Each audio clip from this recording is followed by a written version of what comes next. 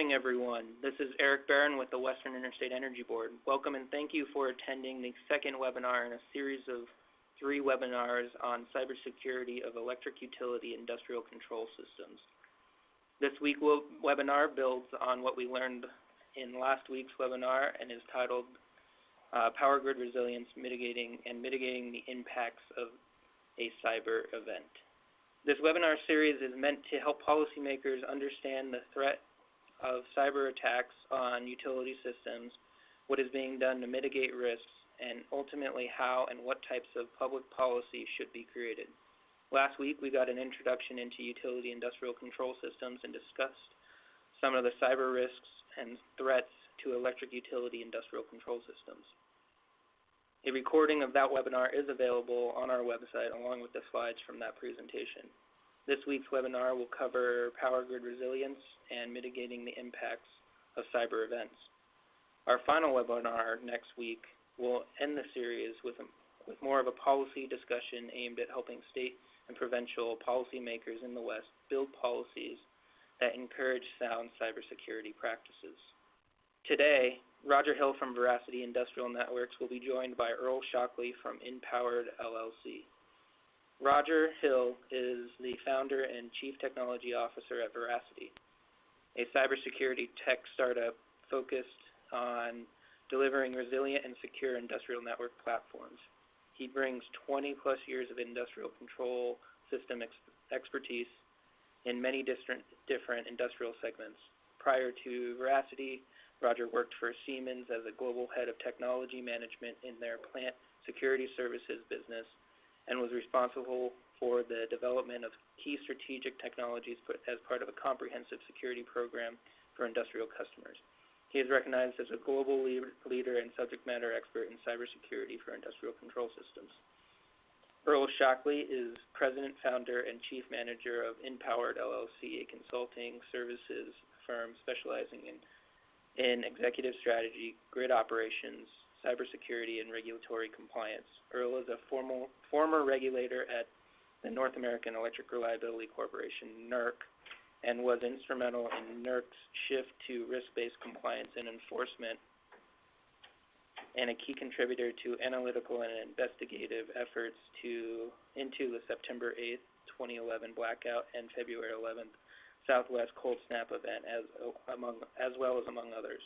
Earl is a strategic advisor for various regulatory agencies, a sought-after public speaker, and expert witness in complex issues involving organizational cultural change, regulatory compliance, risk management, internal risk control systems, and event and casual analysis. In this webinar, Roger and Earl will provide a brief recap of what we learned in last week's webinar. They will then describe resilience of the U.S. grid and workforce challenges.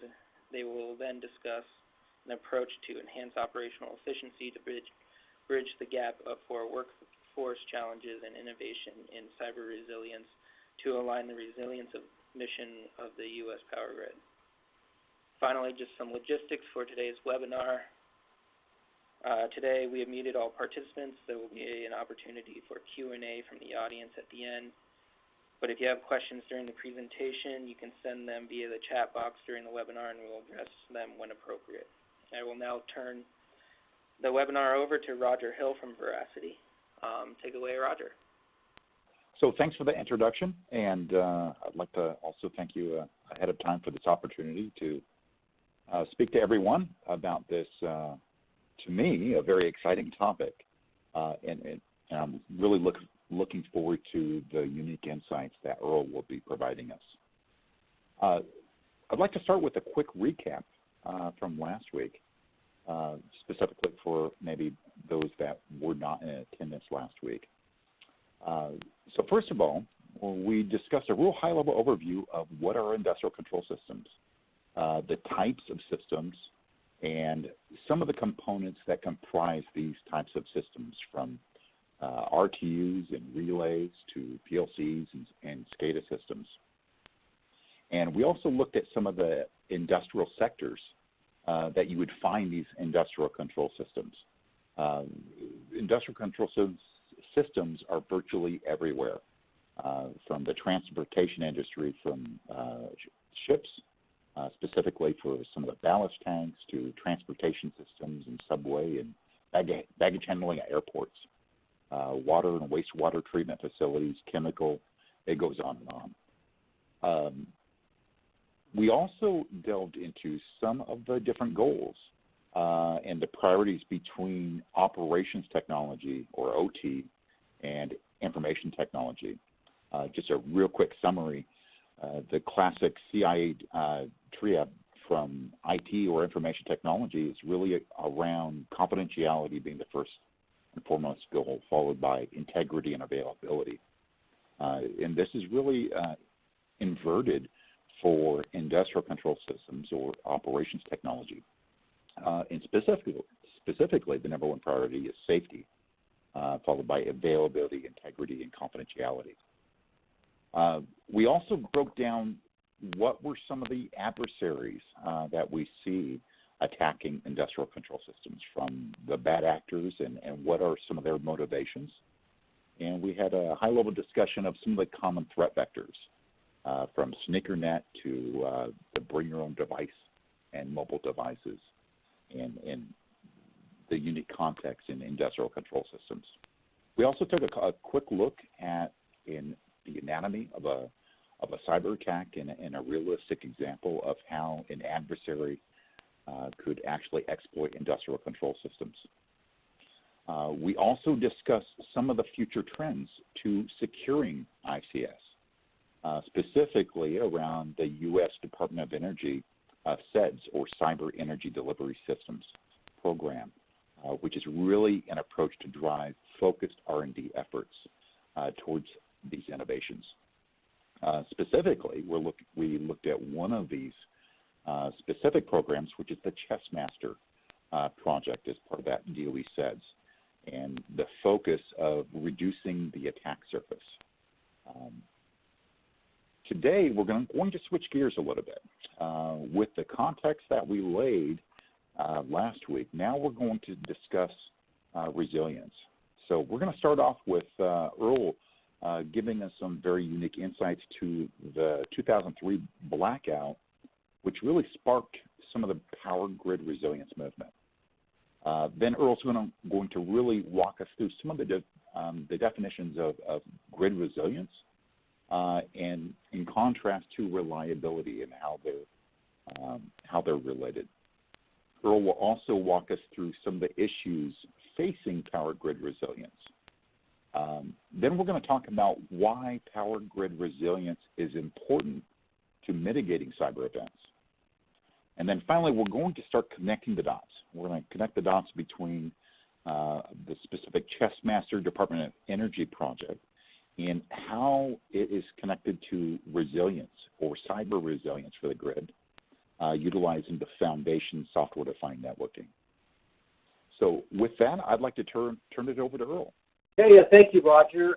Good afternoon, everybody. Thanks for joining us today. I really appreciate the opportunity to join with the Veracity team and talk about, very important stuff to me.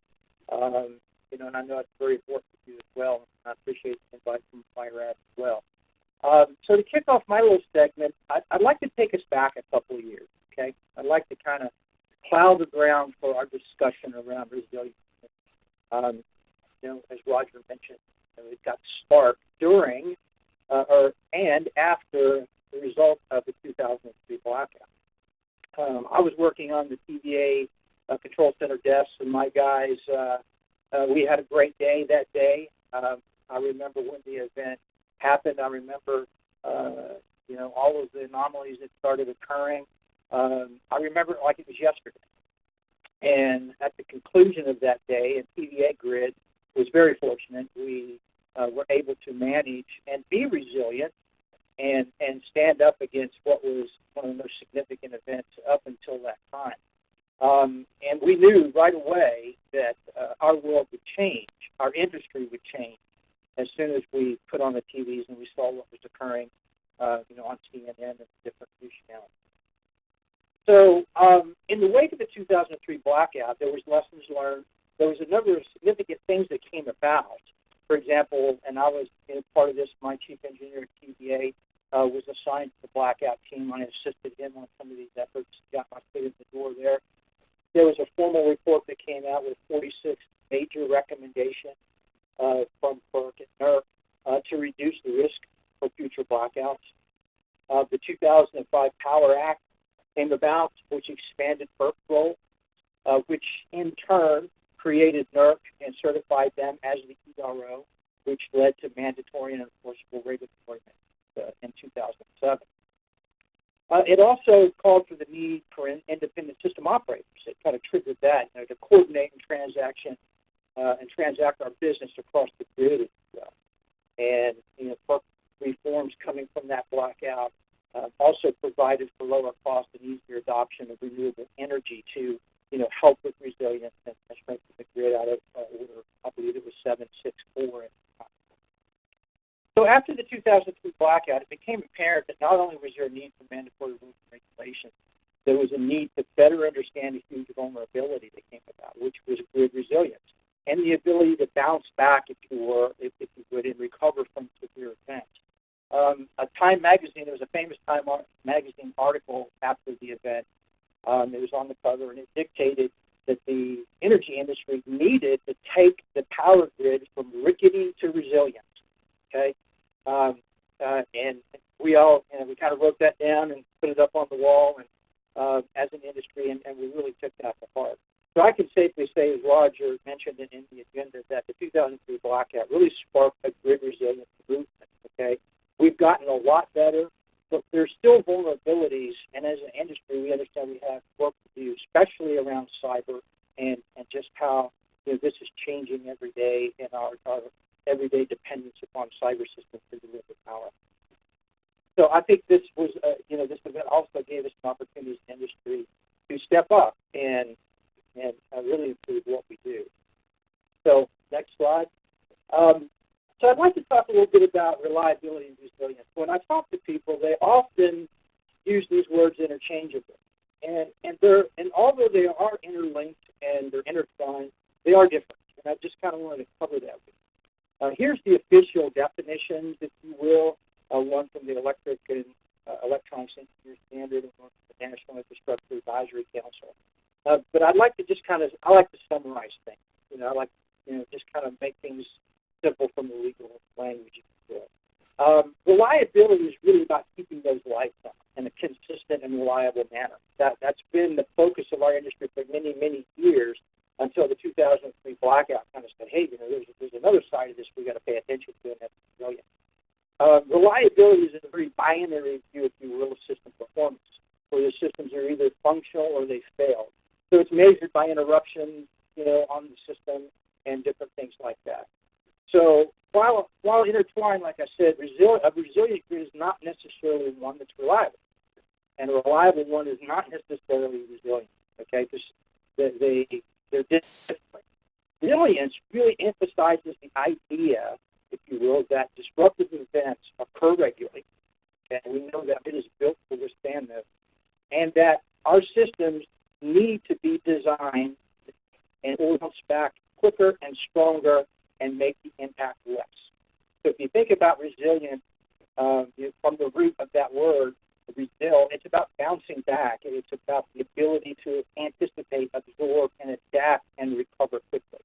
So where reliability is, hey, we're concentrating on keeping the lights on, and it's measured by interruption indices. Resilience is more about, okay, how did we perform during this event? How did we bounce back? How did we recover? So with that, I'll move to the next slide. Engineers typically look at three properties that define grid resilience for us. These are the three up there: absorptive, adaptive, and restorative. We like to think of these three phases. We start at a normal state, and we have the ability, when an event occurs, like the 2003 blackout or the 2011 blackout that I was deeply involved with, there's this absorptive property, right, that minimizes the disruption from the initial attack. So you go from normal state, and you hit the event, and then there is this adaptive property of the system as it starts, clearing off fault, as it starts shifting around, operators start doing things, and it starts morphing and changing. Because the grid is very dynamic. We call it lovingly the living beast, if you will. It moves all the time. As the loads go up and down, the dynamics change. So it really moves about, if you will, just to give you a visual of that. And then the last part is the restoration, right? The property where you bring back the functionality, if you will, and close out your pre-event or your state. And Roger's going to take you further into the presentation. He's going to take each one of these and he's going to show you how it's applicable with a cyber event. So if you're thinking about grid resilience, these are the things that engineer and technical people look at to keep the grid resilient. Okay, next slide. So for this slide, there's three key risk factors for power grid resilience. After the 2003 blackout and since then and up until now, we sit around and we have conversations about risk. All the different organizations and the regulatory agencies, they look at risk and they come up with risk factors and risk vulnerabilities. These are the three categories that most people point to. There's operational issues that can cause issues with grid resilience and network failures, aging fleet, load balancing, for example. The natural disasters, for example, when I was still at American, I was working with the Storm Sandy event.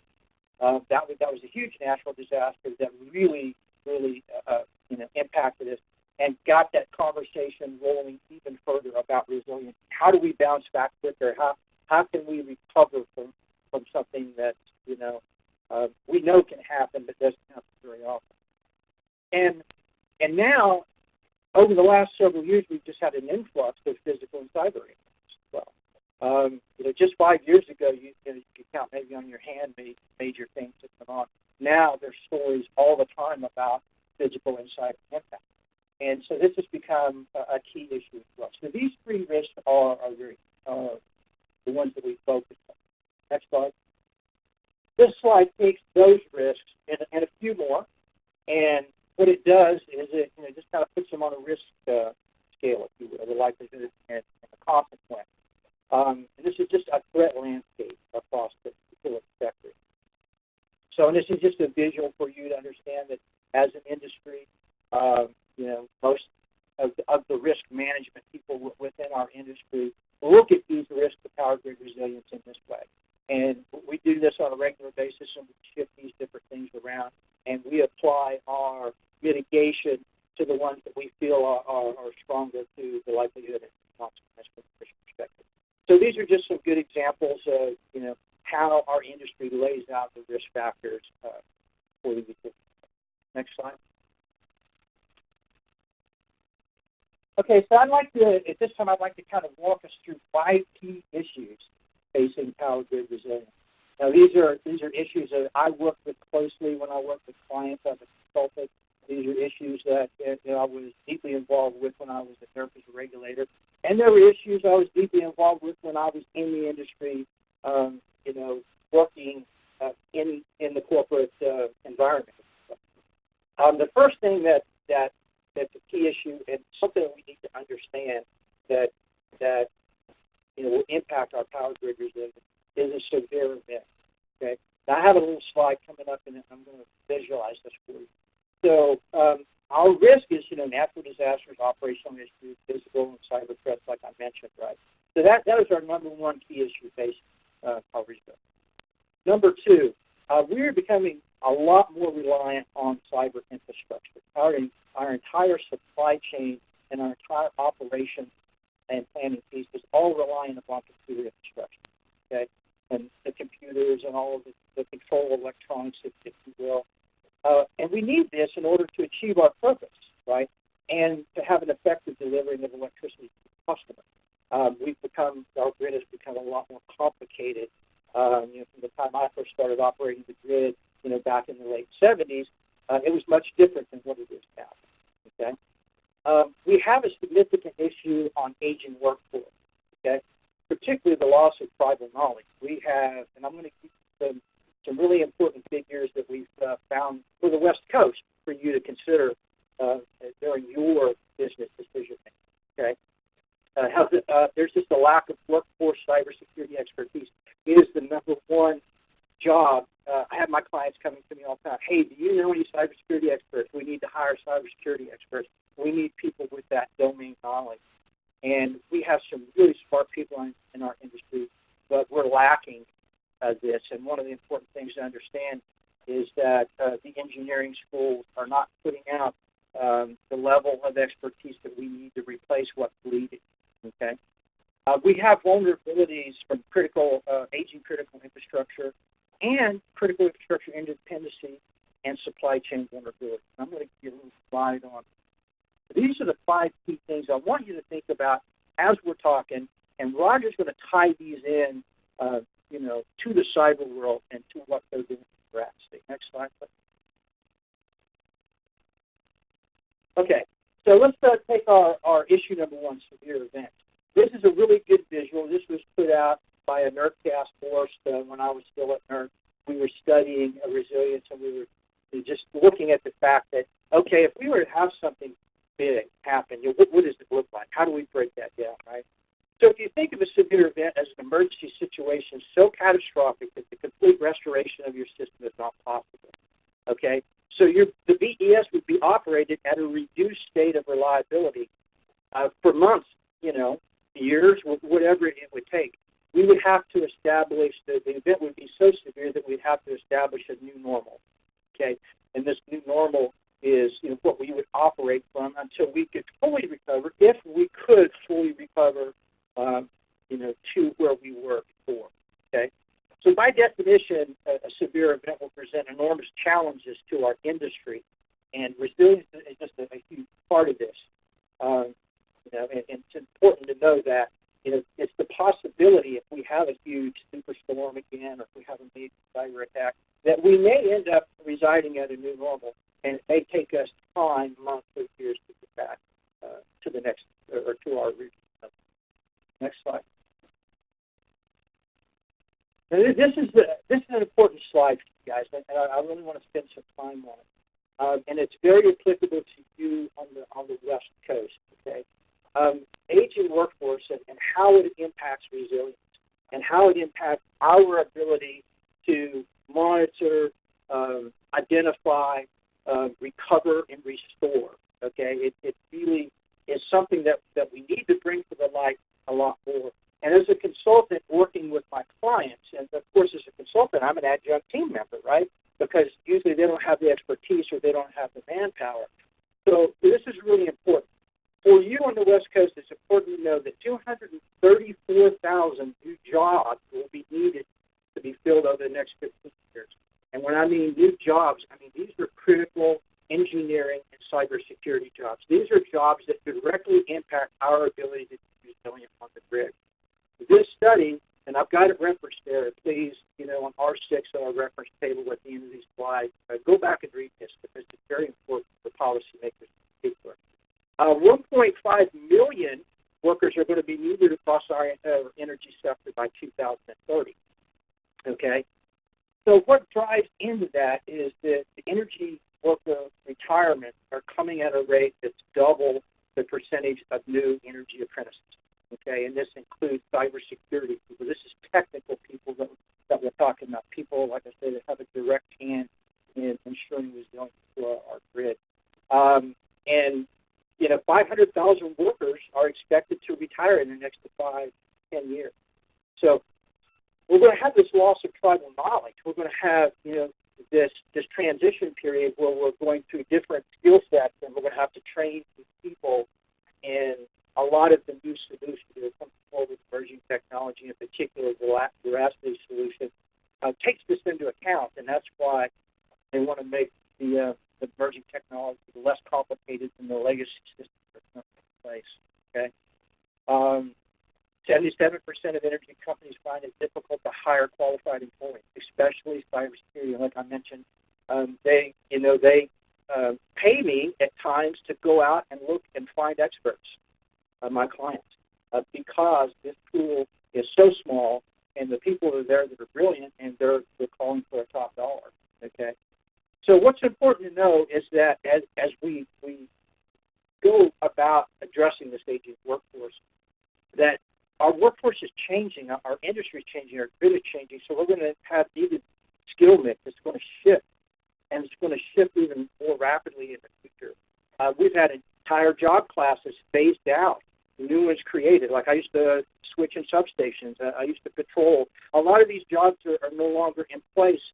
That it's all moving into the control center. It's all moving to computer-based, okay? And what's important for you to understand there is that emerging technology really has a place in helping retain tribal knowledge, and Roger will kind of talk about that, as well as reducing the complexity of these legacy systems that the old guys like me were working. And it allows the younger people to be a lot more effective. So this is just a really important thing for you guys to consider as far as resilience. Usually we think about it from a technical aspect.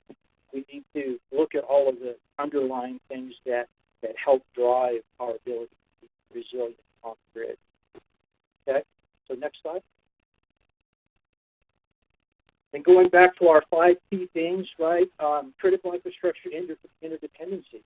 This is really important. A reliable electric grid is crucial to modern society, as we know. We all know that. In part, it's also crucial to many other critical infrastructures. Okay, this dependency goes both ways. I mean, our grid, for example, depends on natural gas being delivered in a reliable way. The water industry depends on us to deliver electricity reliable so that they can do their thing. And so the graph on the left, even though it's not very big, it just gives you a visual as well of this interdependency. And interdependency, I mean, and this is just a huge issue, and we've been discussing this in our industry for a number of years now, but it just really lays heavy on the ability to work together with other engines. And this is the supply chain as well. Our supply chain as far as, getting all yours in line and purchasing a new SCADA system or new substation, transmission line. All of these things are independent. And so it's really important as we look at resiliency and we understand these interdependencies that we focus on increasing our visibility, our understanding and control of interdependencies, as well as our supply chain. And the second graph to the right looks at the supply chain. Having that visibility all the way, across the different layers of the supply chain and all the different vendors and the subcontractors and everything, and making sure that all of these wheels are turning well so that we're not interrupted in a way that's going to, cause issues with resilience. Okay?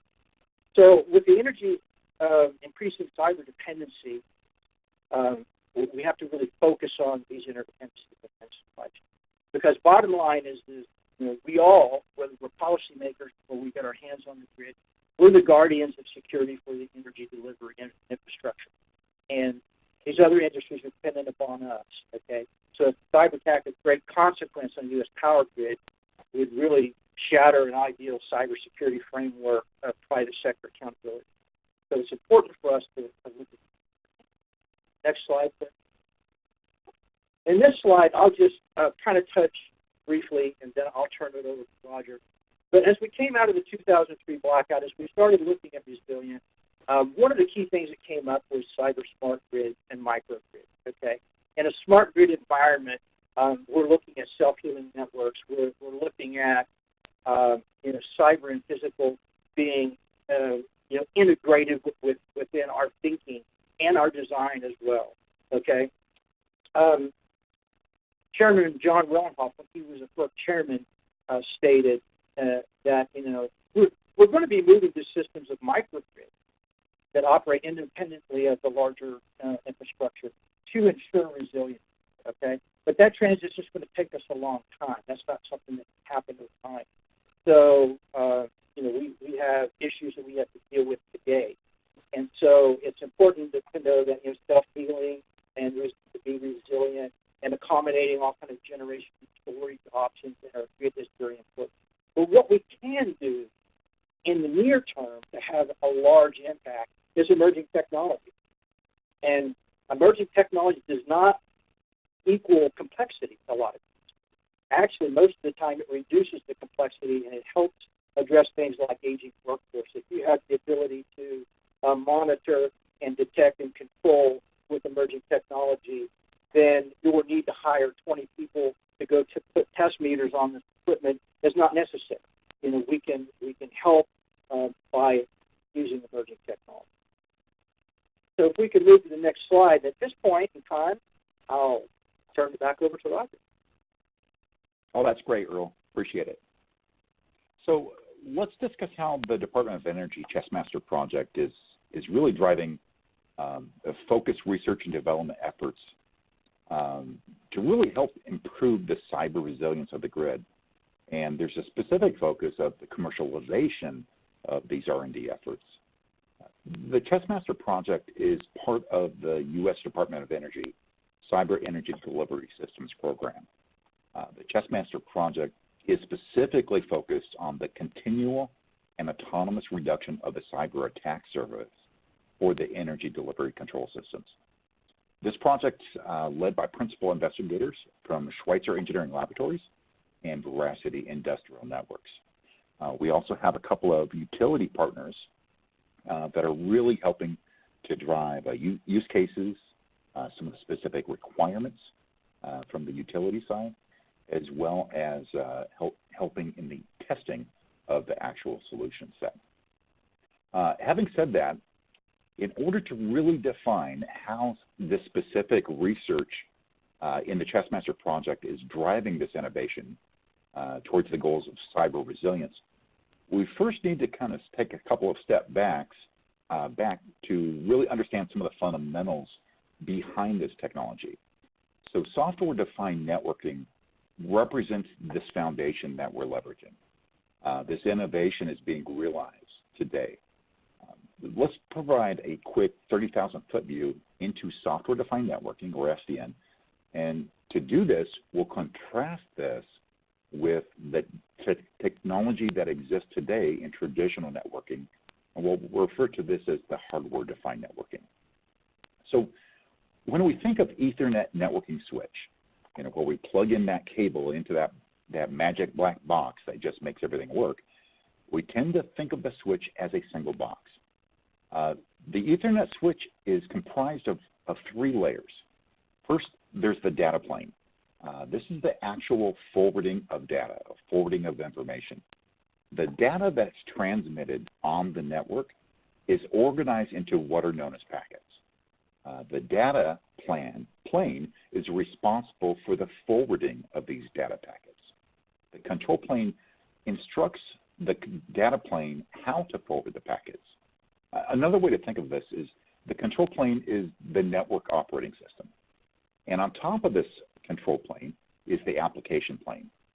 This is where you'll find networking specific applications for the switches, such as QoS, or quality of service, ACLs, or access control list. In hardware-defined networking, each switch is configured independently. And the reality is this has become such a complex world with all the different proprietary switches that this area has become a special role with its own certifications. Many explanations of software-defined networking describe this evolution as the control plane is removed or abstracted to a single control plane that manages many data planes or many switches.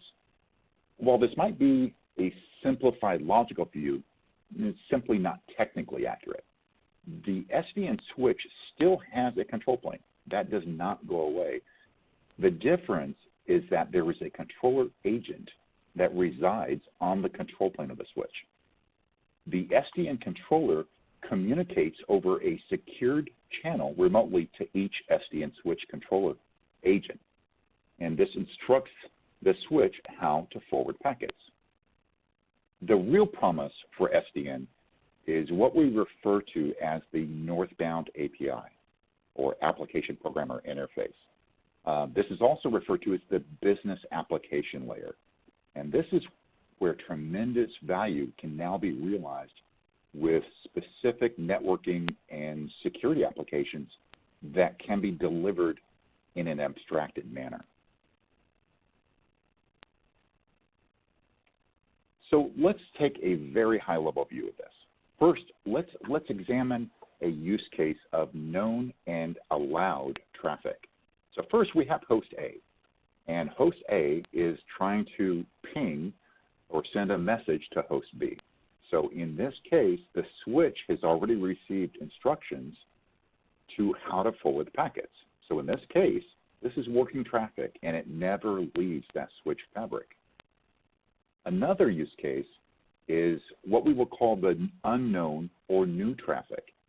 So in this case, host A is trying to initiate a DNP3, which is a communication used within the control systems of the energy sector, specifically with the RTUs and SCADAs. So in this example, the switch hasn't seen this before, so it sends it to the controller, saying, I need instructions to know how to deal with this message. The controller, being the all-seeing eye, pushes down the instruction set. The switch now knows how to forward that instruction. And the next set of instructions coming through, there is already a rule there. So it would apply just as in our first use case, which is the known and allowed traffic. So let's take a look at one other example.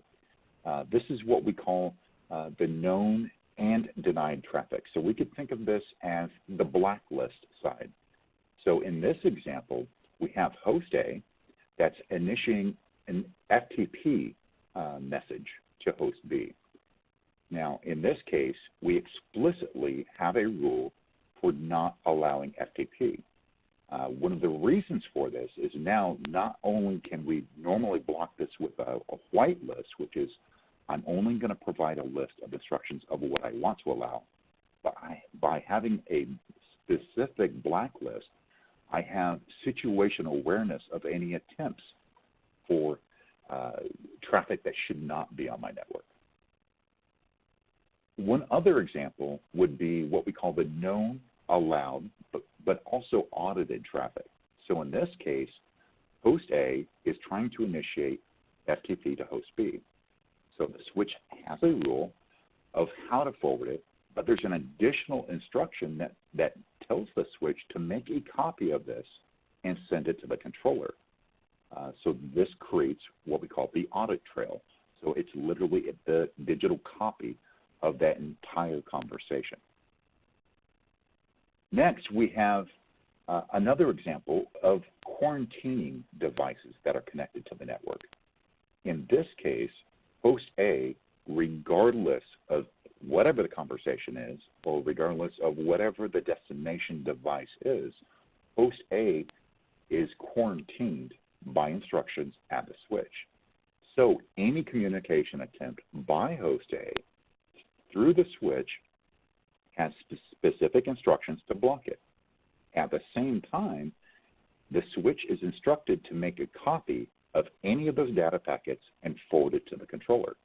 This technology allows us to effectively quarantine any device that's connected to that network. So now that we have these basic use cases as our foundation, let's build upon this and start connecting the dots to resilience. So first, now let's take a very specific look at how this is being applied. As a general statement, we have tremendous subject matter experts in our industry. The primary issue, though, is that we simply don't have enough of them. These subject matter experts, or SMEs, are typically overloaded. They're usually wearing multiple hats simply due to their expertise. We're specifically targeting the subject matter experts of the physical process that is being automated. The objective here is to drive the efficiency of these individuals, to really reduce their workload and make them more effective. This strategy is absolutely critical in order to really drive a very sound cyber resilience strategy. We're in a transitionary phase today on the grid with a tremendously large install base of serial-based infrastructure. The situation's further complicated by having tribal knowledge of these serial-based systems. And generally speaking, it's apprenticeship approaches of knowledge transfer. With what we've learned from Earl regarding the aging workforce problem, we also have a new generation that's entering the workforce who are truly an Ethernet generation. And serial-based technologies are really quite foreign to them. There is a convergence also of events that need to upgrade the infrastructure from technology innovations. There's the promise of new business value in the industrial Internet of Things to really just having that need of greater situational awareness and response capabilities to be able to realize resilience. In the objectives to drive operational efficiency, the user experience is key. First, the knowledge and expertise of our power engineers and controls engineers and operators, we need to leverage this knowledge. In order to do this, it's imperative that we abstract the complexities. In other words, we need to focus on what needs to be done, but let's abstract away the how. Finally, as a posing thought here, complexity is always the enemy of security. Let's look at ways to improve the efficiency and productivity of our SMEs, which is critical to facilitate knowledge transfer and transition from tribal knowledge. First, we need to consider how to incorporate a management of change into administrative change control processes and policies. We now have concrete examples of how critical management of change is. These examples range from Stuxnet to the more recent attack on the Ukrainian power grid. A change management should utilize technology to facilitate three critical factors: check, change, and control. One specific example of this management of change is the transition from an administrative change review board to a digital change review. In this new digital change management, change is not simply not authorized without the change board approval. It's simply not possible. This is enabled by enforcement of the policy at the switch or the network fabric level. Secondly, an important consideration is how do we reduce human error, have the ability to test the impact of change to a system. In order to reduce these errors, we utilize the real-world system as the basis for modeling a simulation system through abstraction. This is sometimes referred to as the digital twin. This allows the subject matter expert to focus on devices and what these devices should do, and specifically what they should do while abstracting the how do they do it. So modeling the cyber-physical system into a digital simulated networks allows for changes to be fully tested and also to evaluate and predict the behavior of that change. This transition improves the ability of the automated systems while at the same time making our subject matter experts more efficient and productive. These innovations are critical in transitioning from the current state of tribal knowledge and really fostering the ability to facilitate knowledge transfer. So Earl provided us with the properties of resilience. Now let's take a look at how do we apply these same properties of resilience into cyber resilience. So first, let's talk about the normal state. So for the normal resilience property, we're going to map a defense readiness condition, or DEFCON. So first, let's look at DEFCON 5. This is our blue sky situation. It's normal. There's really no known threats. We will leverage a disaster recovery planning exercises to really help us define our different threat states. We will map these threat states to different defense-ready conditions, or DEFCON levels. So in this type of a design, each threat state will actually map to the elevations of threat to the system by the corresponding DEFCON levels. So, for example, from a DEFCON 5 all the way to a DEFCON 1, which the definition could be a direct targeted attack or all-out cyber war. So the absorptive resilience property, it's really focused on minimizing the disruption from the initial attack. Let's now look at a very specific example of applying this property. Lockheed Martin provided some original research in the cyber kill chain. This concept breaks down the stages of a cyber attack into the campaign. The cyber kill chain, it all begins with the planning and reconnaissance.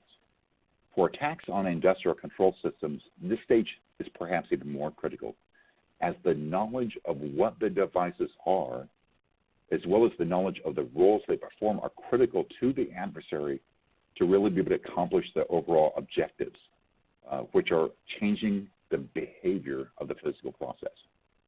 So from the reconnaissance phase, we then move into the weaponization and targeting phases, followed by the delivery and the exploitation and the installation and modification of the process. And then next is the command and control, or finally the action on objectives. So with that cyber kill chain in mind, let's examine the absorptive property and specifically how we can apply this to the reconnaissance phase. So we know in this phase, the adversary is typically on our networks for 6 to 12 months, scanning the networks and really just obtaining a picture of the networking topology, the systems and the services that are running. So inherently, with the focus on deny by default approach at the network fabric level, network scanning tools are really rendered useless. This is due to utilizing a whitelisting-based approach of only forwarding packets for authorized devices to authorized communication partners with authorized communication flows. So all other attempts are blocked and reported, which includes network scanning tools such as Nmap. These tools are no longer needed, as the controller now, it really is the all-seeing eye. It knows every device that's connected, as well as every communication attempt by devices.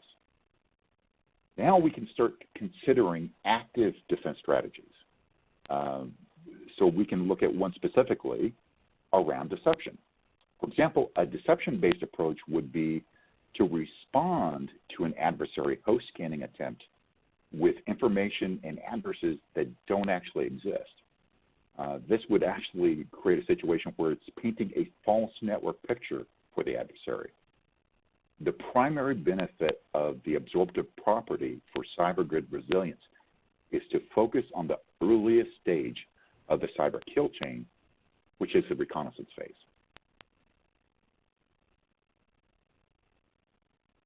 Let's switch gears to the adaptive resilience property now. In this property, it's really about ensuring the operational continuity during an attack. To apply this property, we will adapt our defensive posture to the stage of the actual threat state that the system is under. For each defense readiness condition that we've pre-designed, what is mission critical? We've pre-designed what is the operational continuity needed for that state, as well as for every other corresponding threat state. So this approach allows us to describe different enclaves or security zones or zones of trust for each threat state. The key is to pre-design the defense conditions with disaster recovery planning exercises. This pre-designed plans are then tested and can be used in readiness drills.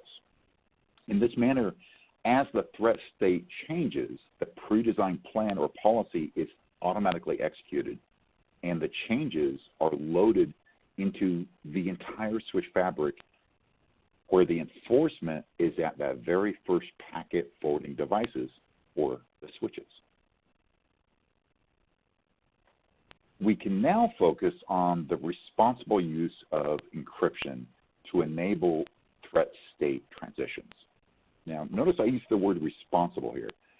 If we are designing a zone of trusted devices, by the very definition of trust, these devices should not have encryption within that zone of trust, as they are trusted. Rather, having the ability to monitor the communications to ensure there's no violations of that trust is important. So encryption is important, though, when we consider the need of information sharing between security zones or zones of trust. When one zone of trust needs to share data with another zone of trust, when we leave one trust level, we have to consider that we're going via untrusted. Therefore, we do have a very strong need for encryption in this capacity, or tunneling. So we now have the opportunity to also redefine the original definition of firewalls. Traditionally, a firewall was a way to enforce policy between network segments. So this has proven effective for north to south or south to north information flowing between networks. Now, however, we can apply the same rules for any communication flow between any device, north, south, east, or west. So the application of encryption on the switch fabric is transparent to the endpoints or the actual end devices. So this allows us to address a new technology innovation for legacy devices, which has also enabled us to not have to consider a rip and replace strategy for all of our industrial control system devices, which we now know have life cycles of 10, upwards of even 20 years. So this transition from static network segmentation and trust zones allows the focus now to be on dynamic-based microsegmentation, where we can have pre-designed response strategies for the threat state of the actual system. So in today's webinar, we really focused on a more resilient grid, from some of the drivers in the original 2003 blockout in the following analysis to improving resilience. We looked at differences between reliability and resilience and some of the original aspects of cyber resilience. We also examined some of the issues of the aging workforce, and Earl provided us with some very interesting numbers regarding this issue. We also looked at some of the linkings of how this impacts a resilient strategy. We discussed specific work in the Chessmaster project and how it applies to the aging workforce issue. How do we transition knowledge transfer while focusing on operational efficiencies? We also discussed cyber resilience innovations, specifically in how we apply resilience properties of the normal, absorptive, and adaptive properties. So next week, we're going to switch gears entirely again. It will be more of a dialogue around the speed of technology and how policymakers can respond while not stifling technology and innovation. We'll also take a look at how compliance to regulation does not necessarily equate to security. We'll discuss the importance of language and how it can be used in policy so that it can be actually very critical when defining policy and not stifling innovation. We'll also discuss innovations with a specific focus on commercialization and how it applies at the state and provincial levels. We will look forward to a really good open dialogue next week on this topic. With that, I would like to switch gears and open up to our questions and answers panel.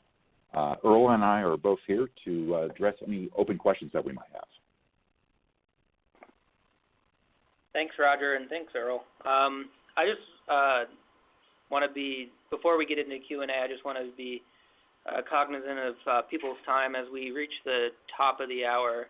If participants need to drop off, just a reminder that a recording of today's webinar and all of the Q&A session will be available on our website. So if you need to drop off, feel free to catch the end of the presentation via the recording. So We haven't gotten any in the chat box yet, but we do have a manageable amount of people on the webinar. So if anyone is interested in verbally asking a question, we can, if you want to raise your hand, and we'll address you, and you will need to unmute your phone via *7.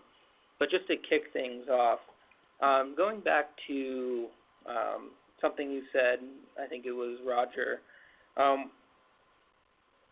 Why isn't, so you stated that complexity is the enemy of security.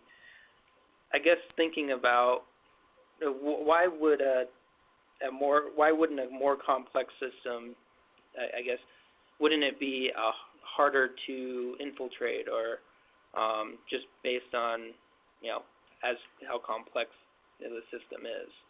Can you go a little bit more into that issue? So I think we have a real-world example there.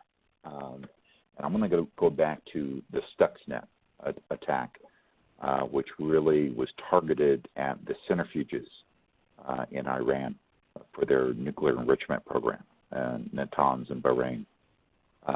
In this real-world example, what we had was really the current state of industrial control systems, which primarily relied upon security by obscurity. That is, by very definition, the expertise was extremely siloed on these control systems, and that the systems were just simply too complex for anyone to really be able to attack these systems. What Stuxnet showed us is that with a significant effort and the financial means and the technology capability, that these complexities can be overcome, and then that technology then becomes circumvented. And that's exactly what Stuxnet showed us, because at that point in time, it was simply a state of security by obscurity, very complex systems, and it was one of the most advanced attacks that we've ever seen. So that is one of the lessons that we really need to take away from the Stuxnet example, is that we cannot rely upon security by obscurity. Lean in on that a little bit. If you think about the complexity, if you go back to my slide and look at the supply chain, for example, 80% of cyber breaches are now coming through the supply chain. And the reason for that is, if you've got the host area, the control center, for example, that is highly protected, they're going to go indirectly to a lesser protected area. And because we, have this extensive, complicated supply chain, it just gives a number of different avenues of vulnerability. And so, when you simplify, your control systems, and you reduce the number of attack vectors, if you will, that folks could enter into, and that reduces your risk as well. So that's another thing to consider, that, complexity, you'll never get below complexity. It's always going to be complex. But, the less complex, the more avenues that you have for folks to, integrate their activities and get into your computers is important to understand. Another thought there is directly applicable to the limited number of subject matter experts we have today. The reason we have this issue predominantly is due to the complexity of the current state, both of industrial control systems, to the understanding of the physical processes being automated, to the level of knowledge that's required for the different security controls that we're using to secure these systems and mitigate some of the threats exposed to these systems. So that really defines the current state of where we are today, is these systems are very complex. Complexity is always the enemy of security, though. The simpler your security program, the more effective that will be. Thanks, Roger and Earl. I see that Tony Usabelli has his hand raised. Tony, if you press *7, you will be unmuted and you can ask your question. Thank you. So thanks for a really interesting presentation. This was very informative. I wanted to explore a little bit with you your comments related to transparency. One of the issues that we have run up against through the YRAB and providing comments to in the reliability space is the transparency or availability of operational data. And this is not real-time operational data, but after-the-fact operational data. We've gotten a fair amount of pushback from some utilities and from some of the reliability entities about being very careful about making that kind of information available, even on a relatively restricted basis. And it's an area of concern that we've had because we see the ability for academics or others to look at this kind of information in order to better understand the nature of the system and provide new solutions to operations and so forth. I'm curious if you can comment about access to that kind of after-the-fact operational data and risks or issues related to cybersecurity. Yeah, so this is very close to some of the issues we have today in the threat sharing space and threat intelligence. Ultimately, there's tremendous challenges here that go beyond physical borders. So, whether it's at a local, state, provincial level or between companies, I experienced this firsthand in trying to really build out a managed security services program at a global scale with cybersecurity operation centers in the U.S., Europe, and Asia. Specifically, when you get into Europe and some of the very, very strong PII, or personal identifiable information, privacy laws that are in place. I do not have an answer here. My answer is more based upon personal experiences that I just do not see this changing anytime really soon. I would like to drive one point, though, here, and that is I think that what we have is a very unique opportunity to start driving these models in a different way.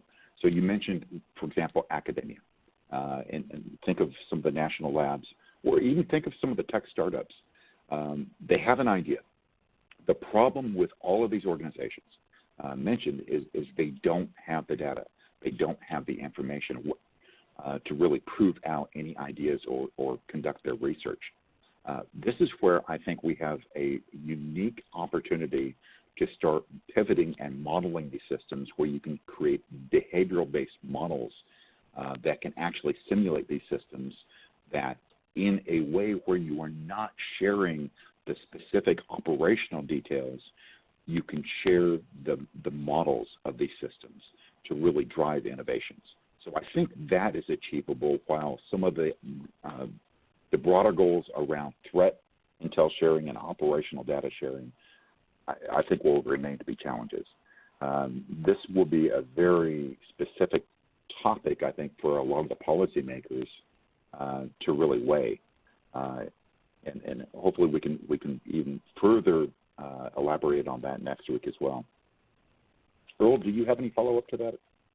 Yeah, sure. Tony, I can give you an operational perspective on what I think you're getting to. As Eric mentioned, I was one of the leads of the 2011 Southwest blackout.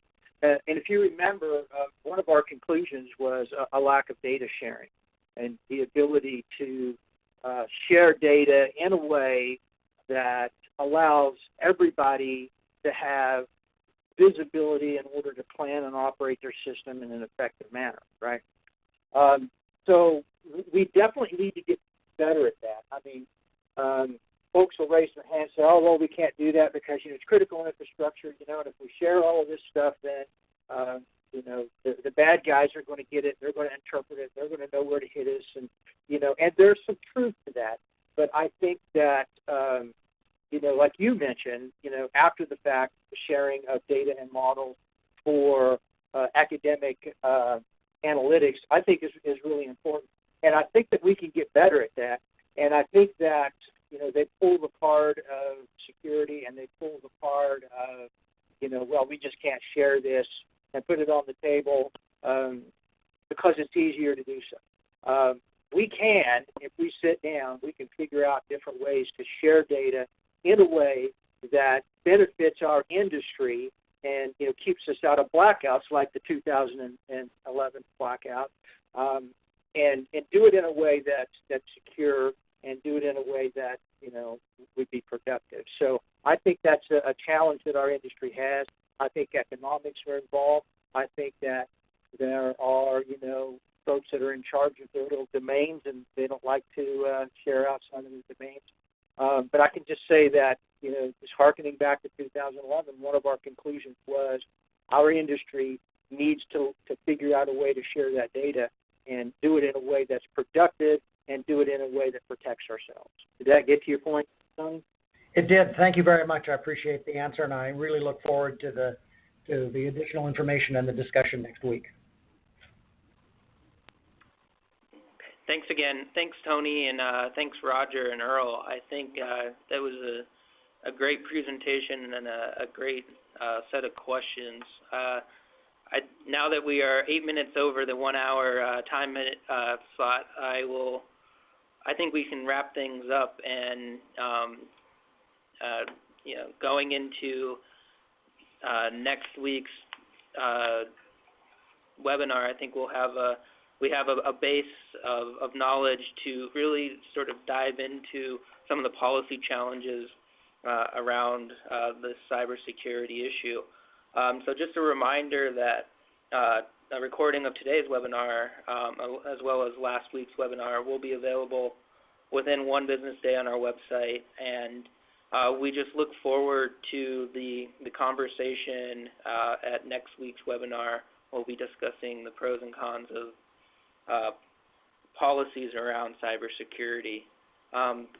Thanks again for all who participated, and thank you, Roger and Earl, for your expertise. With that concludes today's webinar.